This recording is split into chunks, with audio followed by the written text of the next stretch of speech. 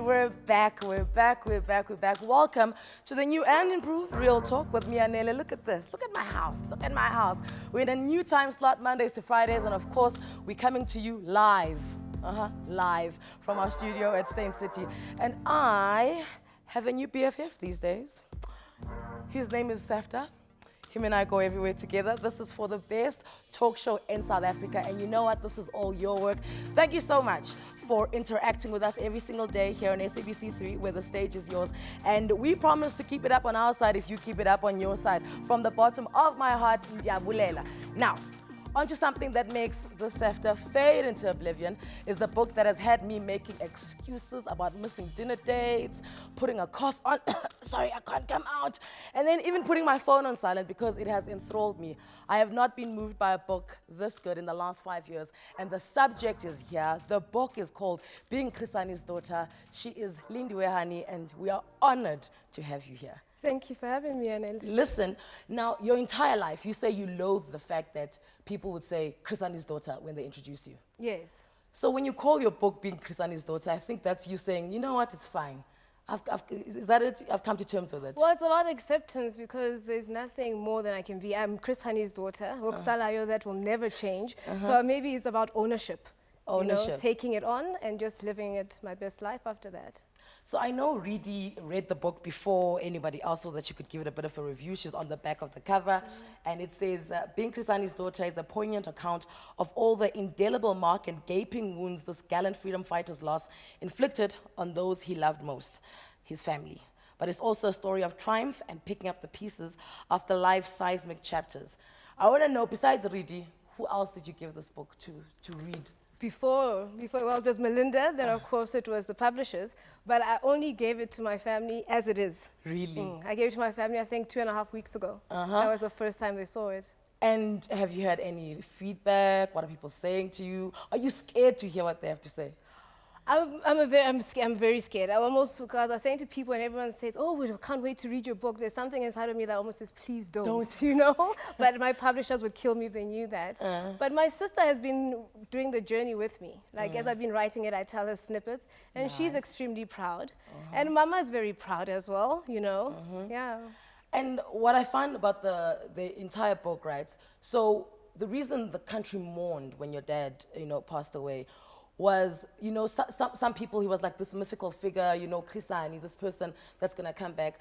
So they mourned the bit that he'd done, but I think most importantly was what we perceived for him and in the future and his role in this country. You, on the other hand, had 13 years of him being your dad. So what is the difference between Lindiwe before he passed away and then the Lindiwe afterwards? The Lindiwe before was more of an extrovert.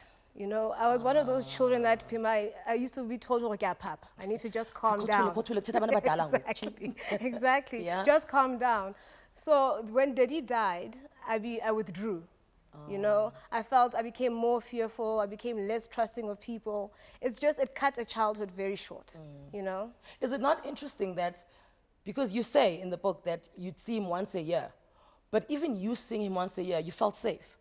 I did, but even never mind that once a year. We spoke to Daddy a lot, you know, and the kind of conversations we'd have would be about school. Like I would be on the phone with Daddy, never mind what he's going through, telling him some kid is irritating me. And, you'd have to talk me down through that, or Mama did this, just he's in simple Zambia, things. in a camp. Well, maybe in Zambia, we don't know. We don't know maybe he's undercovers, ducking bullets while his child. People are shooting at him and he's like, yes, and then what did the boy do? He pulled your hair. Exactly. Man. So he was very present. My parents made sure that we never really felt his absence. He was so present. He knew everything we were doing in our lives. Yeah. And you guys moved to Maseru, and you say that was one of the best decisions your parents had ever made for you. I was born there. We were, my grandmama is Mosotho. Yes. So we were born, all of us were born there. Okay. But instead of, when Daddy now finally moved away from Lesotho to go to Zambia, they made a decision to keep us there in terms of stability. And Mama's family was there and we can go to school there. Best decision. Why? Because we had a community. You know, I had the best childhood. Similar to your childhood, I'm sure, in Mthat. Yes. That kind Everybody of knows everyone each knows each other. other. You're always in each other's houses. It's a Yeah. sense of camaraderie. You know, it Yeah. was just an amazing, amazing childhood. As opposed to if we were with him in exile, You'd have to move we'd around. have to move around. And and once again, when you're aware that people are checking for bombs and You know. and there's soldiers around, I think that can disturb a childhood. It can, and also don't forget we'd be far away from even Mama's family, and Mama would be alone, and I'm sure her husband would be everywhere still. So it would be even lonelier for her, and I think it would have impacted us even more negatively. So I mean, you're in a bubble then in Maseru, right? Completely. Complete bubble. But Yeah. then one night, the bubble pops. The Lesotho raids. Yes, but the thing is, I was still quite young, but so the bubble really didn't still pop for me. So everything for you was still hunky-dory. Everything, it was an adventure base, you know. This is excitement, this is adventure, because that's how they brought it across to me. Yeah. So even being left in Zambia with Auntie Margaret was still an adventure, you know. So yeah. And then you moved to Zambia and Auntie Margaret is there because it's out of the it's a little bit further away from South Africa. Do you then see your dad, Khizani, a little bit more? Yes. And I know you guys were flying overseas by then. Was that all glam for you? It was very, very glam. It was very glam. But the thing is, what Mama also said was that Auntie Margaret actually told my dad not to come so often to see us because every time he left, we'd start back from the beginning. We'd be traumatized and crying and wanting our mom and dad. So then after that, after the year in Zambia, we moved back to Lesotho. Oh, wow. Yes. Okay. And then from Lesotho, then we take the family holidays to Germany, Russia, and all. It was amazing, Anele. When did your sister Kwezi, because I mean, in the beginning of the book, it's like she's the thorn in your side. Yes. You know, she's the thorn in your side, and there's almost like a bit of a sibling rivalry. Then out of nowhere, she is your greatest ally, she is your best friend, she's your person to go to besides Momo, your older sister. When did that happen, that switch where you realize there's a person here? That flipped in varsity, just after high school. Okay. Just after high school. I mean, we were natural allies, of course, against our parents. I think all siblings are. But at the same time, because we were very close in age, we fought a lot. And it could get very ugly. You know, I'm talking about pushing in pools, you know, putting Epsom salt in food. Wow. It got nasty. It got very nasty. You are politicians, kids. Do you know what I'm saying? Because it gets to that. And your sister, Umomo, do you feel like she'd also played like a mother role to you, even before now you become a young adult and you become a mother? I just felt like you always gave her a certain respect about, okay, she's the eldest and this is the one that I can take on. Yes, well, I also know Momo, as I call her, was always very protective, you know, and especially against Kwezi, who we really thought was just the bully of the baby, who was just me. So she was always very protective. So if I needed to go cry on someone's shoulder, I'd go to her. And because of the age gap, she was also put in charge of us a lot, you know, to babysit the kids and everything. Okay. So we were always together. So. Is she explaining to you guys who you are in depth, you know, why your lives are like this, or is life as a child, being Khizani's daughter, very normal? It is very normal. You know, I didn't even know who Daddy was Khizani. I just did not even think about it. You know, as I say, that it depended on the day. Sometimes he'd be a doctor, depending on my imagination, how I woke up that morning. Sometimes he'd be a lawyer. But I never, ever thought of him as a struggle icon or a struggle hero. You know, this was our lives. I thought that most families were surrounded by men with guns. Oh, wow. You know, I really thought Most so. families check for bombs in a car before they go to the local grocery. I really thought so. Because it just was such an ingrained part of my life that I didn't see anything abnormal about it. Listen, the shock of Khizani's death 24 years ago was one that was felt across South Africa and the world as a whole. But for the Hani family, Lindiwe in particular, the loss cut her deep. After the break, we talk about the day and what the long-lasting ripple effects were and the consequences that it had on her. You better come back to us.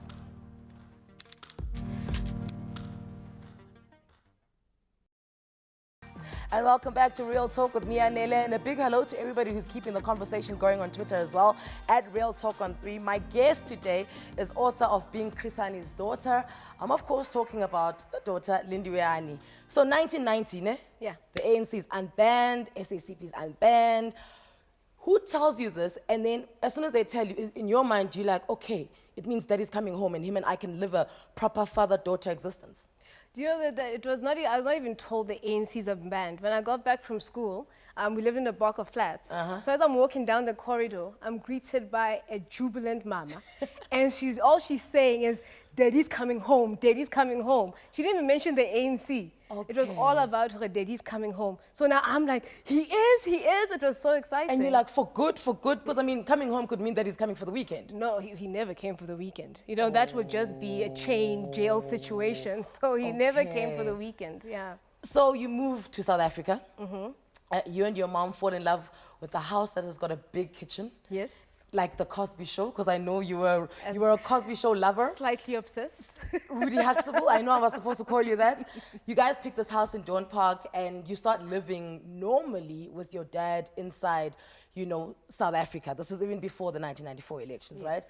And you say there are teething issues between your dad, because you know, it was cute when he was on the phone all the time, but now he's giving you rules. Yeah, no. It was very cute, because even on holidays, when we saw him, we were on holiday. Yeah. So it was lovely. I thought we had this romantic idea of living with Daddy. But the man decided to put his foot down, you know. He was starting to instill bedtimes. And the thing is, my mom and us, we had this deal that on Mondays, we'd sleep slightly late to watch Dynasty. You know, Dallas. What are you talking about? You know, these are just basics, Daddy. Yeah. But he didn't care about that.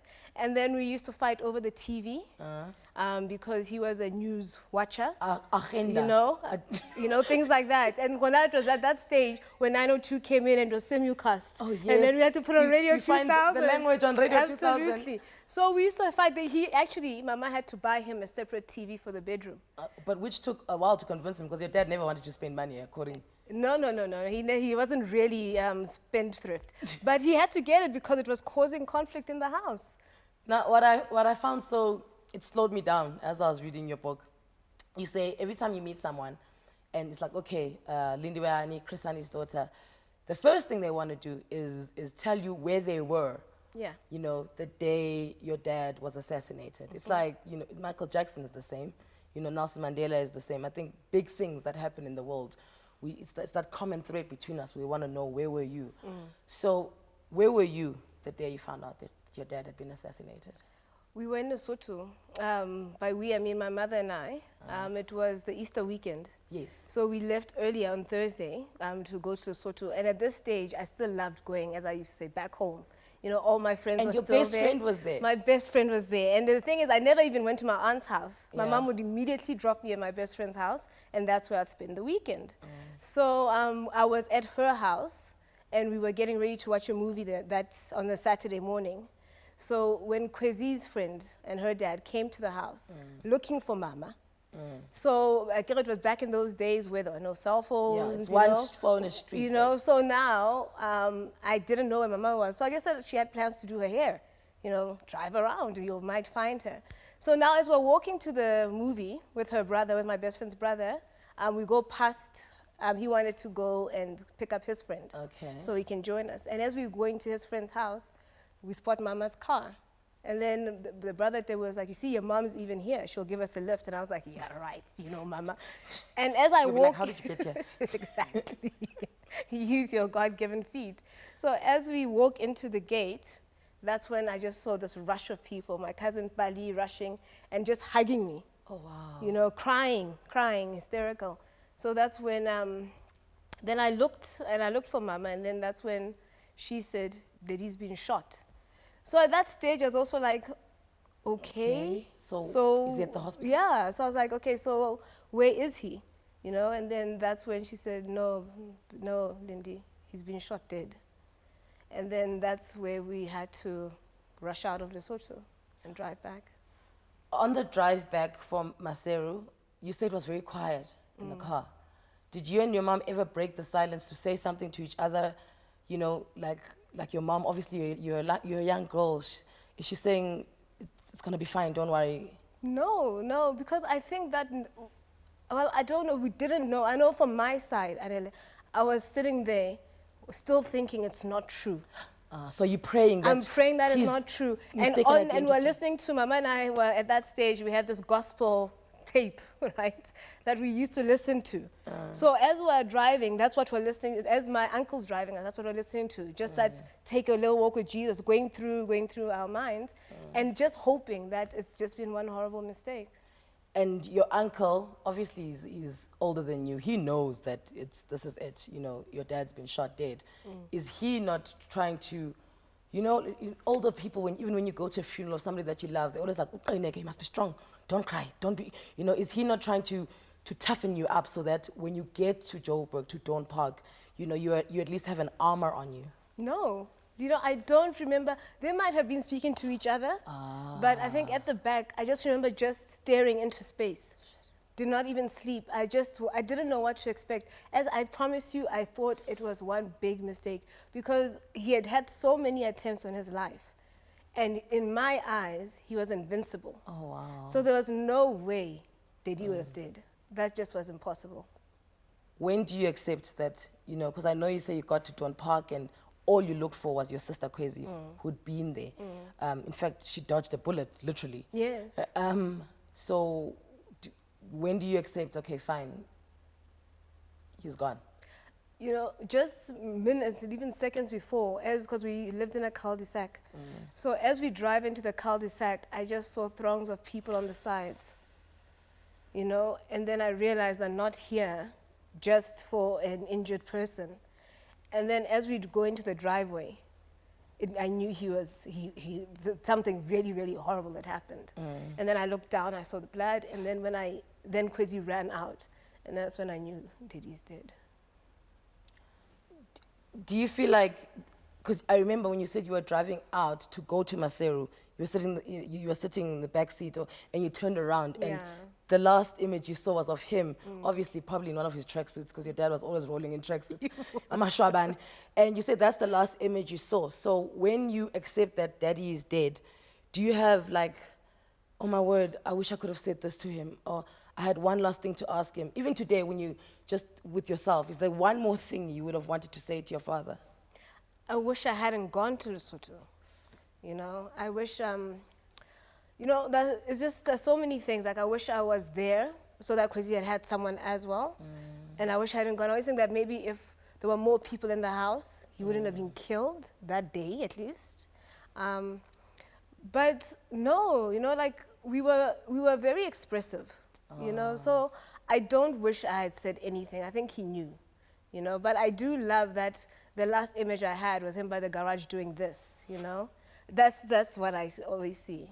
Speaking of being expressive, the way you write about the day of the funeral in the book was actually the first time I cried. And you guys drove in, fancy limo, you guys drove into the stadium, and there were hundreds and thousands of people. And as your family got out the car, you felt the love you felt for your dad. It was just like explosive. You know, tell me more about that day. You know, I still am yet to have that feeling. You know, when I walked out, and even at that stage, you know, I still hadn't grasped how big Daddy was or what he meant to people. But you know, when I walked out into that stadium, and you tangibly feel people's love giving you a big hug. Giving you a big hug, you know? And people just chanting his name, you know? Chanting his name. And that's when I realized that this loss is bigger than us, you know? You know, this is really the worst thing that could have happened at this time. By the age of 13, she had lost a father, but that wouldn't be the only loss that she had to basically trudge through. On the way back, we found out more about the devastating blows that were dealt to Lindiwe Hani. Stay with us.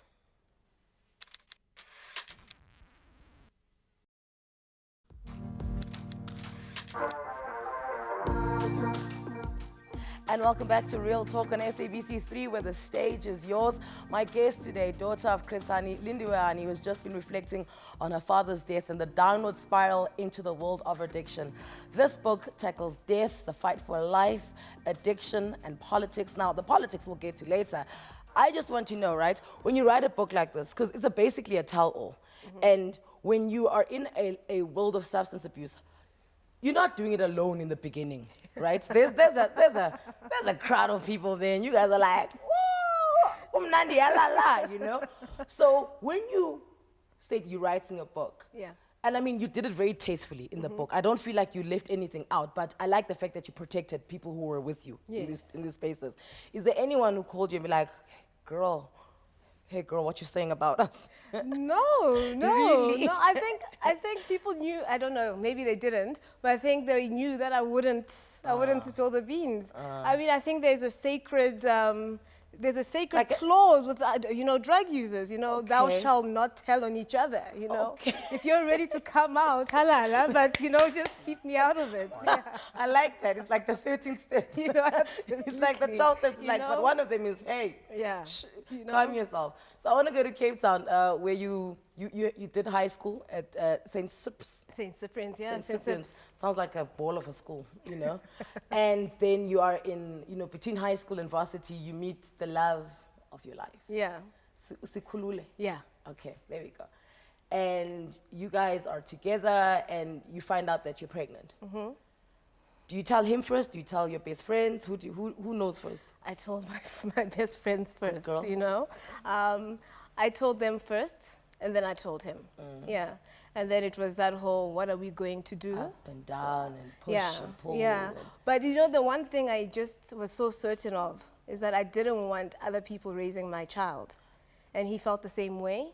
Because we were so young. You're 18. The child would have gone to one of the grandparents. And then the child would grow up calling you Sisi and your mother, mama. Imagine, that was something that I couldn't imagine. So then we agreed that this is the best route for us. And, just what he said, we've got the rest of our lives to have more children. And but then it was done. He passed away. Yeah. So that's, okay, so your dad, your baby, and the love of your life. Have you ever gone for therapy? Now I have. Okay. I did, but I'll do stints. Okay. I'll do stints here and there, but not intensive therapy, no. And you never felt after your dad or after, the termination or after Sikhulule passed away, you never felt that, okay, this is too much. I need someone else to talk to besides your friends, who I know you're very close to, but just someone who's a stranger. No, because, it was that kind of life where you soldier on. And plus, don't forget, I was a medical doctor, self-medicating myself. Okay. So yes. I just didn't want to talk. I wanted to go away. Yeah. I didn't want to deal with anything. But every time you took any sort of drug, you felt like it was going away. Yes. And is that why then you just got deeper and deeper into the hole of addiction? Yeah. Like, I was fine then. I was fine then. Do you, because then you suffer the next blow, which is your sister passing away. And do you feel that it was handled in a callous manner, your sister? Just even the way you were called, where your mom was like, apparently your sister's dead, and you're like, what? Calm down, I'm on the beach, what's going on? And then you have to call around to find out if, in hindsight, do you sit and think, that entire situation could have been handled better? I think it could. I don't understand how anyone, the reporter phoning mama to say, your child is dead. And then now she's calling me to be like, is she dead? And now I'm in Cape Town. So I have to call people. And then when I heard, because then it was a friend of ours phoned someone that she was with that night. And then all I heard on the phone now is her saying, no. Because now I'm thinking that hopefully it's like a missing person situation. And then she came back and she said, it's true. And then I had to call mama and said, no, it's true. Have you ever confronted her friends about that? Just, guys, come on. You were all in a room and then one of you rocked up dead. Not the one she was with that night, and it's still one of the most painful things that none of the people who were with her the night she died have come to us to say, this is what happened. And all I lived with were rumors, And I would meet people in the streets when I'm now out of my mind. I'd be completely high out of my mind. And people would be like, this is what apparently happened. And this is what happened, and this is what happened.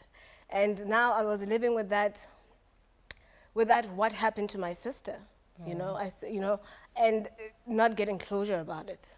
And that haunted me for years. I think I refused to even begin the mourning process for Kwezi because I was still waiting, in my opinion, to hear exactly what happened. For somebody to say something. For somebody to say something. And does your sister's death cause a bigger rift between you and your mother? No. Oh, No. so you guys stood together in that? Because I feel like after your sister passed away, it was just you, her, and Momo left. Yeah. And Momo and her are not talking. They are estranged, you know. So you playing like a, you know, one leg here game. Yeah. Is that not stressing you? It used to. Okay. It used to really be painful. But then I had to make the decision that I need to move out of, like, just take myself out of that situation and have a relationship with each of them. But that didn't cause the rift, yeah. And your sister passing away under a cloud of, you know, there was narcotics involved and there was drugs, and, you know, when you're high, somebody will come to you and be like, this is what happened. And you know that's one of the factors that caused her to not be here anymore. Does that not make you at least give up, you know, drugs even for a little bit? You would think. You would think. You would okay. think, You you would know. think. A sane person would be like, you know, cause and effect. But no. I dove head first. Oh. I dove, you know, the way that I even ran to now, because before it was still alcohol and weed. No, babe. Yeah. I dove straight into the cocaine. Oh. You know? And I loved it. What an honest statement. And I loved it, you know? What an honest statement. Yeah. What was it? Was it, because I mean, you say earlier on in your life, you were an extrovert, right? And then after daddy's passing, then you became this introvert. And I've heard from people that, you know, they say, yo, cocaine makes you confident. It just makes you feel like, you know, was it that? Was cocaine returning you to your innocence? That was the lie. Oh. That was the lie, because Okay. it made me feel like I was sure of myself, I was confident, etc. But in retrospect, I was an arrogant so-and-so. You know, I could be very obnoxious. You know, I lost a little bit of Lindy being a pleasant person. You know, I was not a fun drug user, you know. I was not. You were having fun, but no one else was in your company. No one wanted me around because either I'm being aggressive, confrontational, or teary. Now, would you invite that person to parties? No. No. No, it's like you can see the other personality coming in. He's like, oh, there she is. There oh, she is. Okay. There we Linda's go. evil twin is here. Absolutely. Do you think people were like, guys, come on, look, her dad, you know, her sister, you know, come on, guys, you know. Do you think people gave you a pass because you were Krisani's daughter and we were all exposed as to how he'd been assassinated? I think people gave me a pass, and I always say that was also detrimental. I think that I shouldn't have been given a pass. And I used it too. I used it to my benefit. I'd be like, you know, I've been through a lot, so this is what I need to do in order to get over these things. I would manipulate people into feeling bad for me, you know? When you guys are fighting over sugar, you're like, yeah, but my dad was shot, and then what? And then what? And then what? Listen, all of these stories are in the book. Trust me, she's just touching the surface. When you buy the book, everything inside, you're going to be like, what? What? After the break, we'll talk about forgiveness and redemption as Lindiwe Hani would come face to face with her father's killers. Stay with us.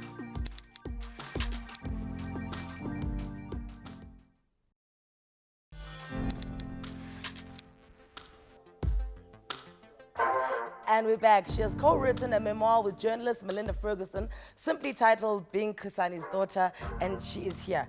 Okay, so you had Kaya, your daughter. Yes. Right? Did that heal you a little? It did, because, you know, I had Kaya purely for selfish reasons. You know, I had her because we were so tired of loss.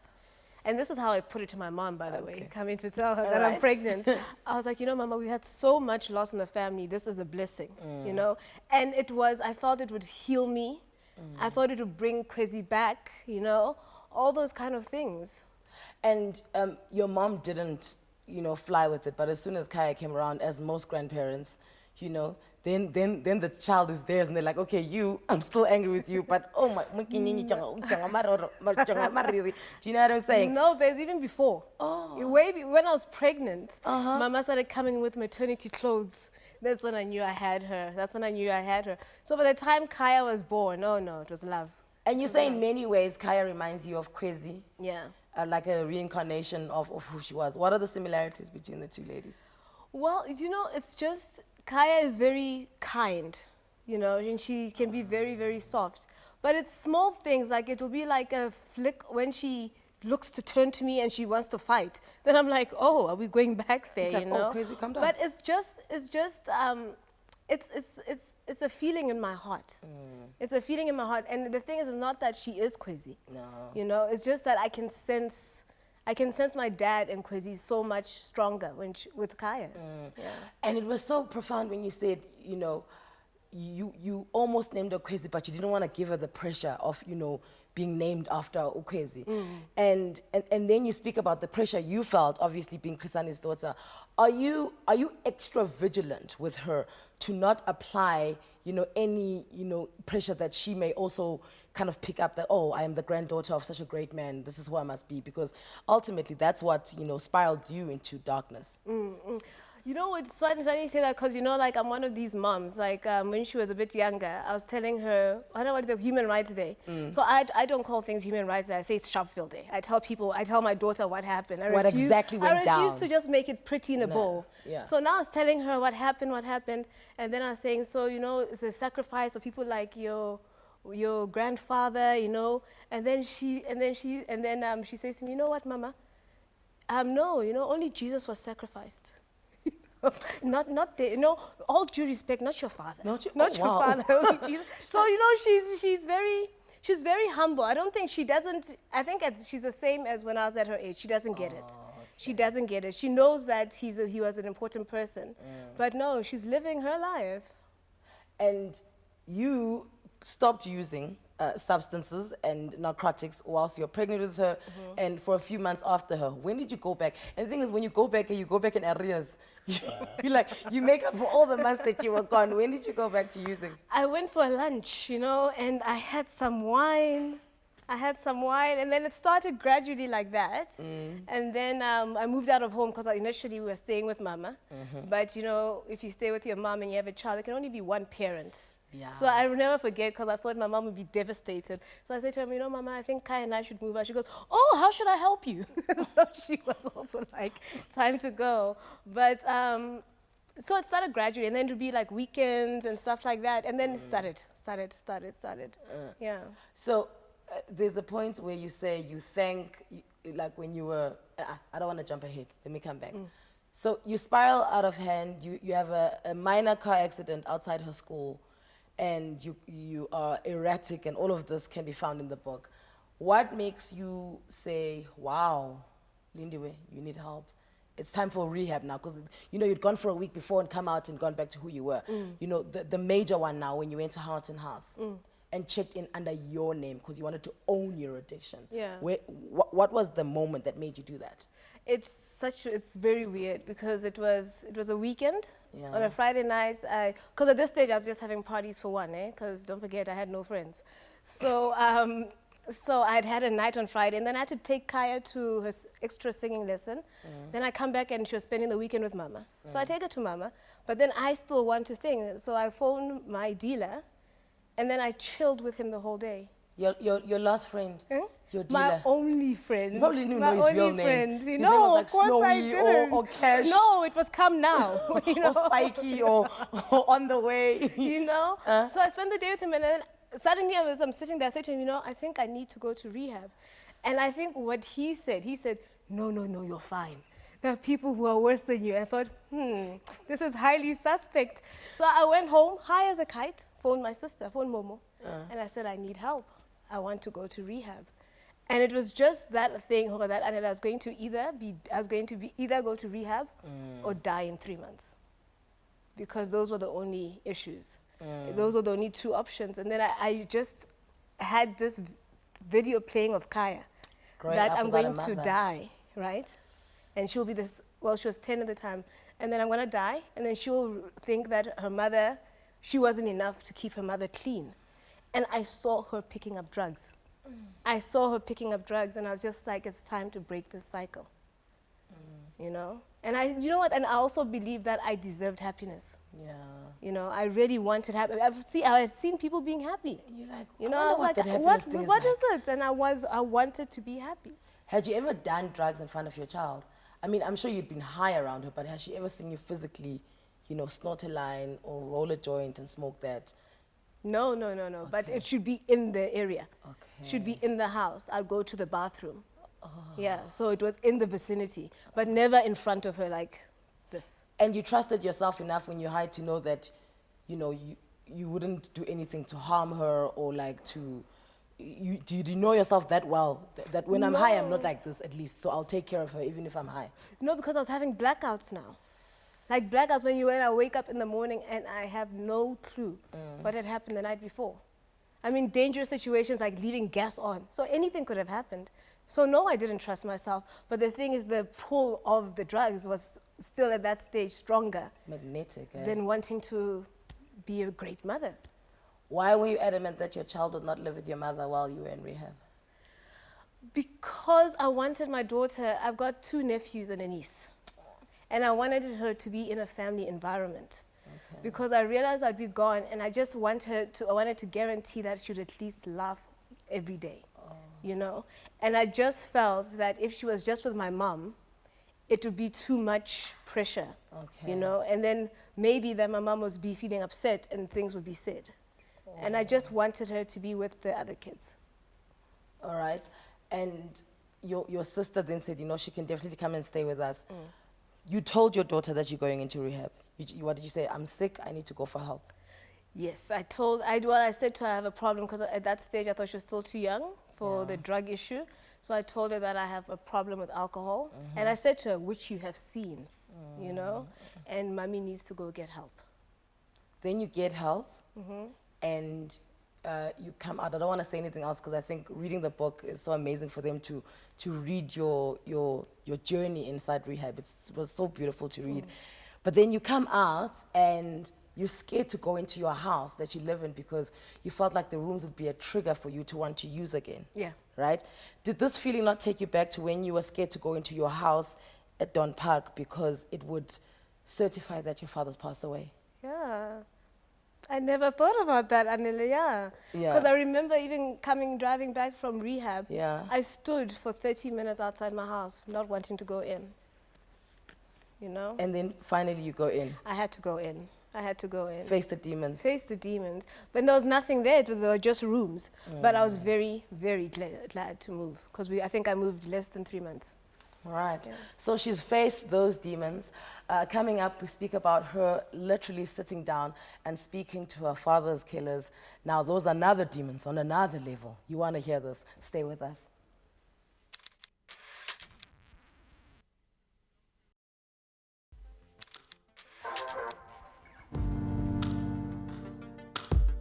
And for the last time this evening, we're back. If you've just joined us, Fede?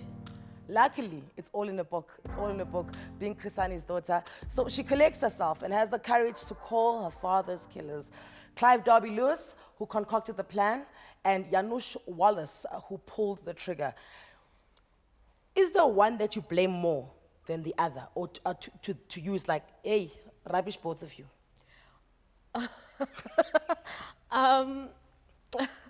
I blame the trigger man because he's the one who snuffed out the life, I think it was idiotic of the other one to be, they're both not great. But in your meetings, right, so the one with Clive Darby Lewis is inside his house.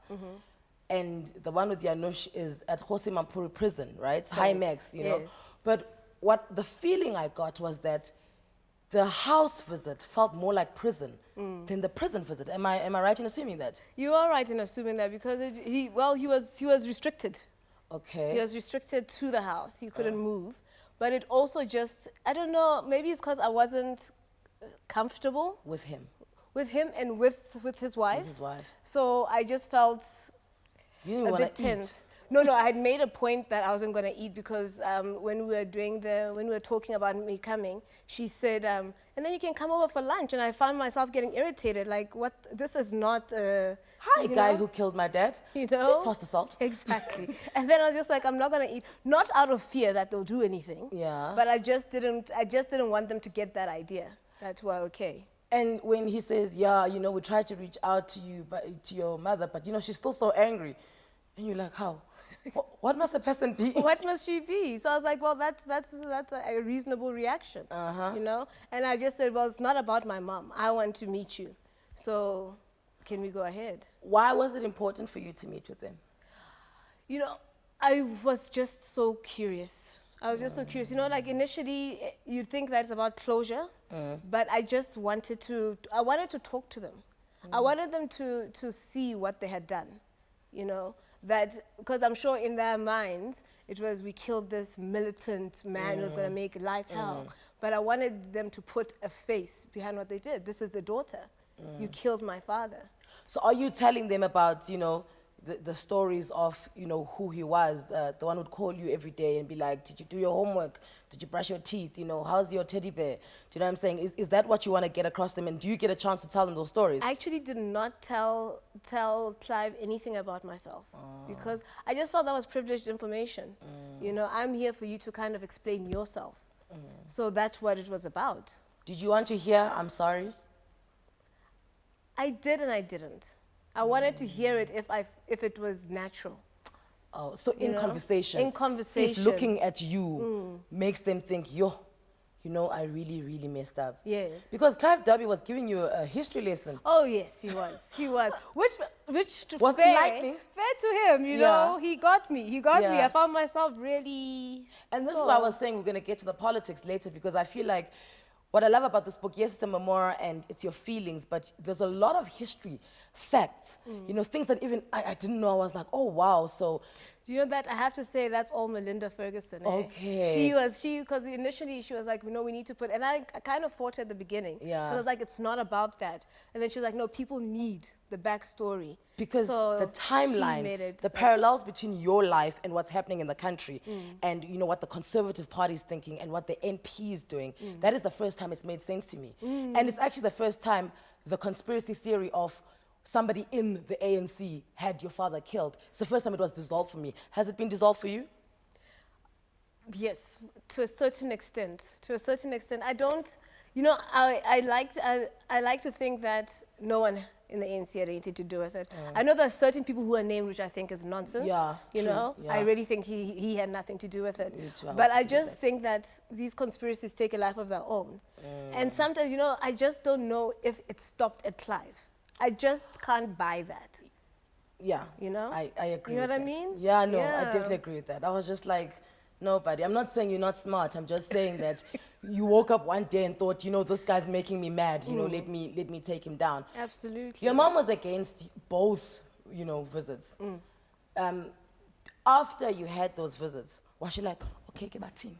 No, no. I would have been like that. I would have been that mom. Was like, you will not go there. And then after I'm like, she knows now.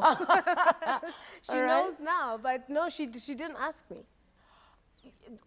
you know, you made me, I don't know if you forgave Janusz Walsh, the man who pulled the trigger, but your book made me feel a little bit of empathy towards him. And you guys you'd sit in the prison, and how many times did you visit him? Twice? Twice. And both those times where he sat and he had lunch with you, and you guys were just speaking, and now you're shooting the breeze. You might as well been talking about your favorite TV shows, you know? Yes. Was it important for you to like kind of lock onto to the last person who saw your father alive? That's exactly it. That's exactly, because he was the last person to see Daddy alive, and ever since he killed Daddy, there's been a pull about him. I've been not obsessed. with Oh him. yeah, No, let it me makes just say, sense, babes. I've been obsessed with Yeah. him. I would see those eyes in my dreams, and it doesn't help that you remember he looked like that guy from Passenger 57. Charles Rain. Huh? Charles Rain. Charles Rain. Charles Rain is And not I insane. used to watch it over and over again, and I just wanted I wanted to know why, you know? And the thing is, I just felt there was more to him, you know, than just what he had done. So Did yeah. you ask him what the last expression on your father's face was before you shot him? I did. I said, what did he say? And then he said he didn't say anything. He didn't say anything. And it was very difficult. You know, like, I remember just sitting there and trying not to cry as he described how many times he shot him. And that he still came to shoot him more because he says the first shot didn't kill him. And I wanted to scream at him, why didn't you just stop? And then he said he had a mission. So he had to complete the mission. And walking away from that, did you feel lighter? Did you feel angrier? You know, what's the state of Lindiwe right now? I felt a conclusion because, you know, like I think that there was still, even 24 years later, there was still a part of me that didn't accept it. You know, it was still so unbelievable. Because in my mind, I always think that if anyone knew him, you wouldn't kill him. You wouldn't have killed him. What a guy. What a guy, babes. And so after speaking to him, I realized that Daddy's never coming back. And there was a part of 24 years later, you know? And there's a part of me, another part of me, but I let it go.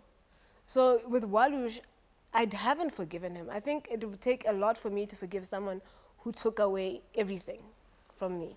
But what I've done is accept that it's happened, and I can move on. Listen, this book is absolutely everything. I know we have to go. This is why at least this can continue if you go and get this. Trust me, you're going to enjoy it. Being Chris Hani's Daughter by Lindiwe Hani. Thank you so much for coming with us. Quickly, on Twitter, Real Talk on 3, we're giving away a 5,000 Rand voucher, compliments of At Home. Please go interact with us there. You might win it. It's a weekly prize, 5,000 Rand e-gift card. My name is Anele. Thank you so much. Bye. Cheers, cheers, cheers.